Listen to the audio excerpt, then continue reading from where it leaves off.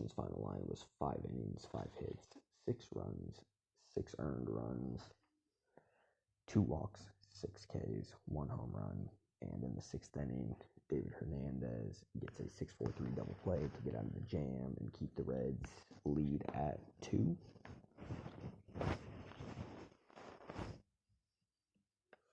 And then Dietrich scored on a walked-in run. Again, 7-4 Reds, top 4. Kyle Farmer had some insurance with a 2-run single to make it 9-4 Reds, top 7. And then Puig with the 2-run homer in the 8th, make it 11-4 Reds. And then Orlando Arcia in the 8th hit a solo shot, make it 11-5. Yelich with an RBI double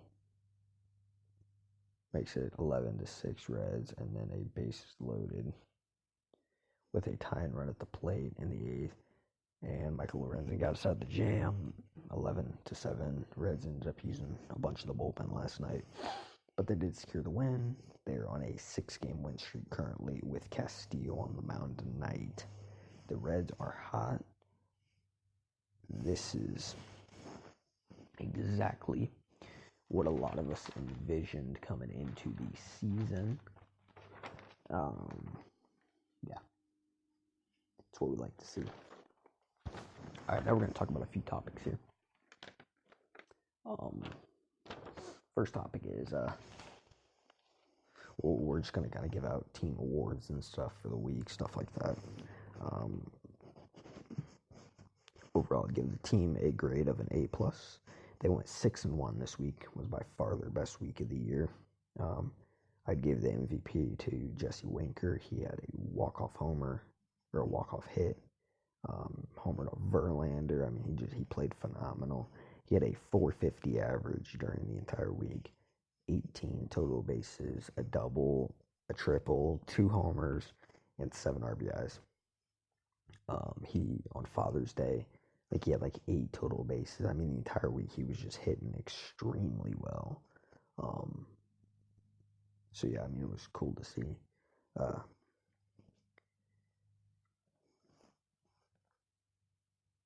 The Cy Young this week is going to go to Tyler Mahle. He pitched 7 innings. This was the finale of the Astros series. He pitched 7 innings, 4 hits, 2 runs. Both were earned. He did walk a guy, struck out 7, and he gave up a home run, which was that 2-run homer to Michael Brantley. Thankfully, the Reds came back and scored runs afterwards, but other than that one bad pitch to Michael Brantley, that was probably his best start of his career. I mean, he dominated from first pitch to his last pitch. So, and then the reliever of the week will go to Michael Lorenzen. 3 1/3 innings, no hits, 2 walks, no runs, and he did strike out 3. So, yeah, it was a good week. We swept the Astros at home. Mahle, DeSclafani, and Luis all pitched really well against a very, very tough Houston Astros lineup. Lorenzen got a look at the closer role, which honestly, I kind of like him, man, not even going to lie. He is great, he's got that fire in him, that fire out of the bullpen, which I feel like is good for a closer, kind of intimidates.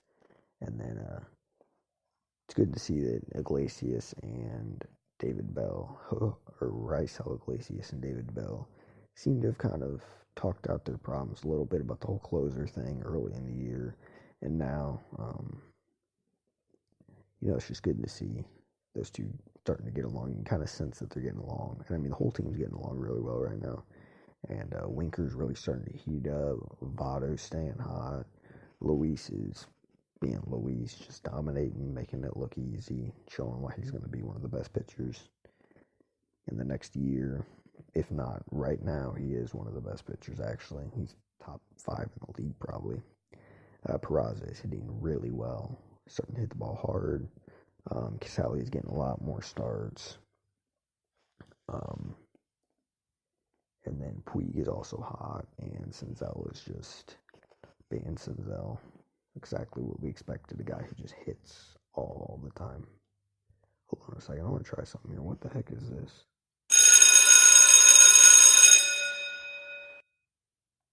Okay, apparently I have a school bell effect.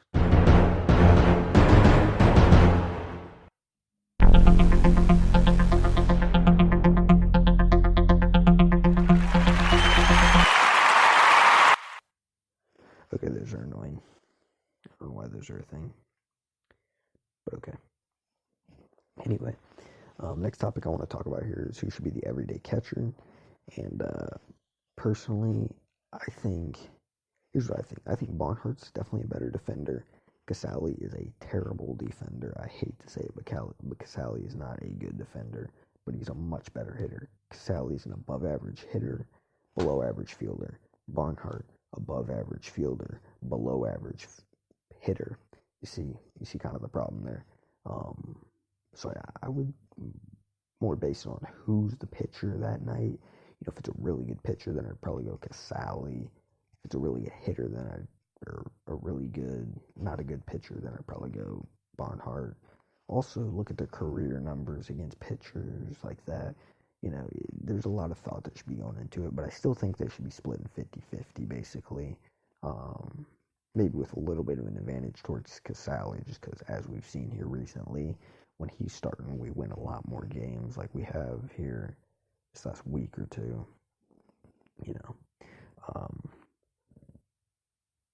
So I mean, we'll see what goes on there. Honestly, I think Bell came out yesterday and talked about how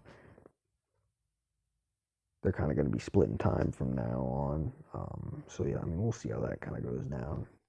But Barnhart is a great fielder and he calls a great game. Casale calls a really good game, but his blocking is not good. He lets too many balls go right in under his legs and stuff, or in between his legs. Barnhart does hold a special place in my heart, though, just because he went to high school like 5 minutes from not 5 minutes, but very, very close to my house. He grew up right where I grew up. We literally grew up in basically the same neighborhood, like within some time, within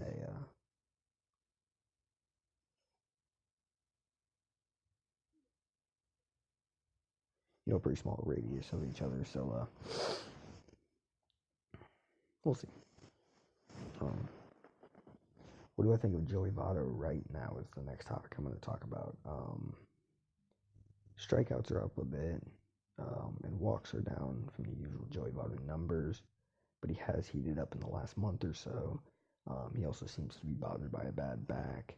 A lot of his good power days look like they may be behind him. He'll probably still hit a lot more home runs than a normal person would at his age and with his health and all that, just because the ballpark that we play in, it's such a boom box. It's a hitter friendly. He still plays really good defense, though. I've always thought that his defense is one of the more underrated things in his game, if not the most underrated thing in his game. And I still think he can be really productive because the good thing is, like on base percentage and stuff won't go away. Like that's something that he can carry till he's 45. A good eye at the plate, as long as he regularly gets his eyes checked and stuff. You know what I'm talking about. But yeah, I mean the starting lineup.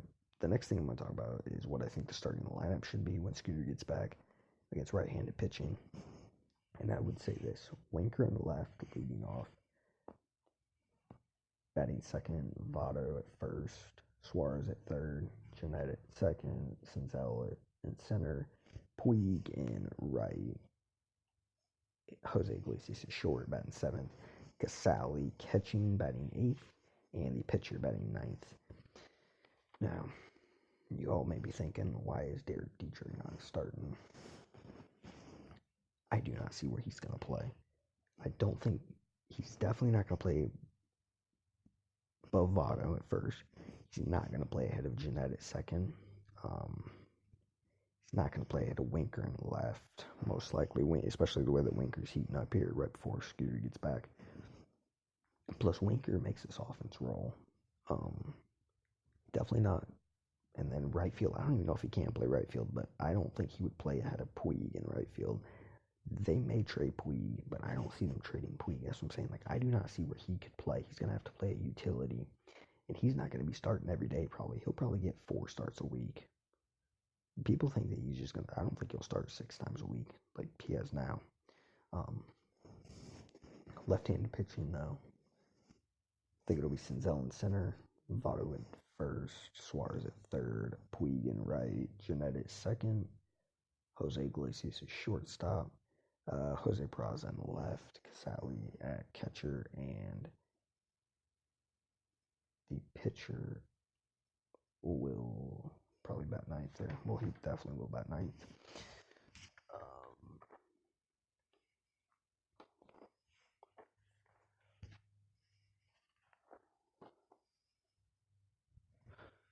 The next thing I want to talk about is, do I think this week, and more specifically the sweep of the Astros, is kind of the turning point of the season for us, and maybe the turning point for the entire rebuild. I believe so personally.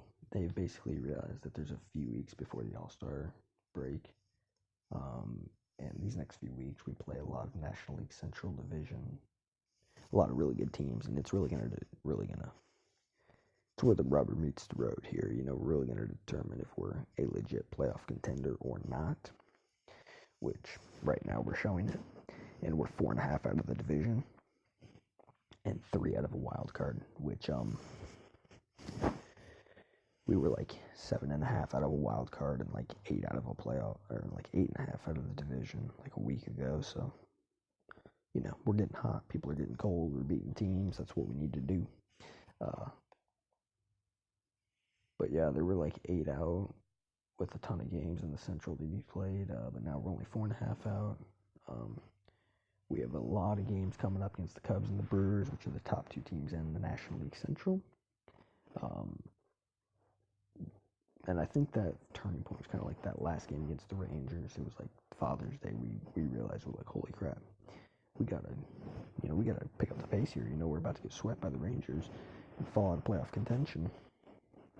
And they did that and swept the Astros. And the offense is hot right now, and it's specifically Winker carrying us. So someone will have to pick it up on that end, which I do believe someone will. But that's something we gotta also keep in mind here is Winker. I've been saying this since the beginning of the season. If Winker is hot, this offense will be hot. Winker, you look last year when Winker got hurt at the end of July, the offense really cooled off because he's a guy who can set the table for us. He's a table setter. He hits for power. He hits for average. Gets on base. He's like prime Joey Votto right now. I mean, the dude batted 500 this week, like 20 at bats. I mean, that's good. So yeah. And then I'm gonna give us some preview of some games coming up here. So today we got Castillo versus Julio Shashin. Castillo 7-1 with a 2.26. Last time he did pitch at Miller Park, Castillo did. It was on May 22nd, and it was probably his worst start of the year. No, it definitely was. He only went 2 2/3. He gave up 4 runs on 5 hits, including 2 homers with 3 walks. I mean, he was just terrible. His changeup didn't do anything. But Julio Shashin is 3-8 with a 5.6. He came off the injured list on Monday and allowed 2 runs and 4 2/3 in a loss at San Diego. And then he threw 100. He did throw 102 pitches, but he did strike out quite a few guys. So we gotta, I'd say we get him today before he settles in. That'll be the key there. And then the finale of the Brewers series, which is tomorrow, is Anthony DeSclafani. He is 4-3 with a 4.22. He last faced the Brewers during his first start of the season, and on April 2nd at home, he gave up 1 earned and 3 hits over 5 innings with 3 walks and 8 strikeouts, and 5 career starts at Miller Park. He's 1-3 with a 4.68. And then he'll be opposed by Brandon Woodruff, who's 8-2 with a 4.02. So the Brewers